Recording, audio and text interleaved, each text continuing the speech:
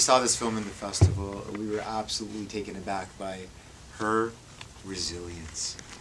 And the fact that at this point, and someone just asked, she's in Toronto or is she?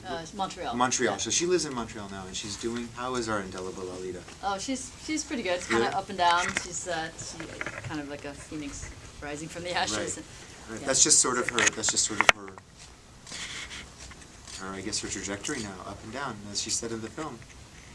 So, does anyone have any questions for Julie? That she's here. I like I said, when we programmed the film, the artistry, the meditative quality of this film, of course, her beauty, her soul. Does she know? She probably. How many film festivals has this been in so far? It's from 2012. About so 6. Yeah, it hasn't. Yeah, it's been in about 6 or so. Yeah. Yeah. She was there. She played at the Museum of Fine Arts in Boston. And she came down for that. Right so on. it's fun.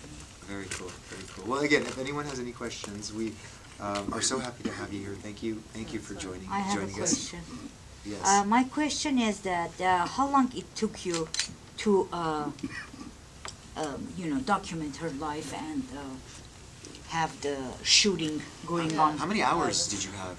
It wasn't actually that much compared to other pieces I made. It was, it was under 40 hours, 35, 40 hours of footage, and I was shooting over about a 3-year period. 3 years. But I'm always teaching and doing other projects at the same time, so Right. it's not like I was working full time on it. But Right.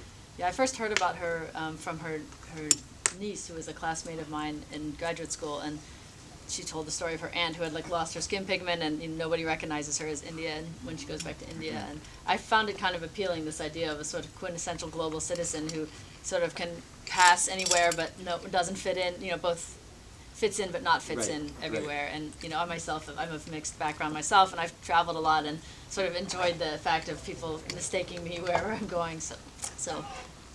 But then later when I got to know her, I realized that that skin pigment loss was just a small part of her life, and that she had all these things that had kind of left their mark on her body, and her body was sort of an archive of her life. I tend to think that. I mean, she's such an evolved human being and an educator, and her ethnic tapestry that makes her up. Has this ever screened in India? It's actually screening in a couple of weeks in Mumbai. Yeah, Really? There's a women's festival in Mumbai. Oh, that'll be very yeah. exciting to see, and I'm sure inspiring. Yeah, I'm not going myself, but I'm curious how it'll be featured. And so, was this your first? No, this is my third. This yeah. is your third, and so you'll have this probably. A lot of filmmakers try to give each film about 2 years to do the entire film festival circuit before film festivals start to say it's 2 years old. Why are you sending us an old film? But it's from 2012, so you have another year left. What are your plans? For this film or for other films? Both. This one it's been on PBS, PBS World, and to be totally honest, it really hasn't. I think it's kind of a hard sell for festivals. It's not a kind of sexy topic that people read about and they immediately know about. So I'm sort of finally finding its niches basically, Yes. and people interested in women's issues, women's health, so diaspora, multiculturalism, global identity, people who like yoga, like this. I'm starting to, and then cancer, like this whole women's cancer and just cancer. So I'm sort of just beginning that, process. And we have had documentaries about cancer, Victoria's cancer, testimonials. So I do actually think it's a niche. There's a whole world. It's like something, Yeah. it's these different avenues. I don't know that well myself, so it takes a little time, and it's hard. Like you want to go on and make your next film. So I just feel like your film is such a gift because I have an aunt who has gone through cancer, and now she says to me, Alex, when you march through hell, you march through hell, because she's done this cancer thing for 11 years. But in this film, it's like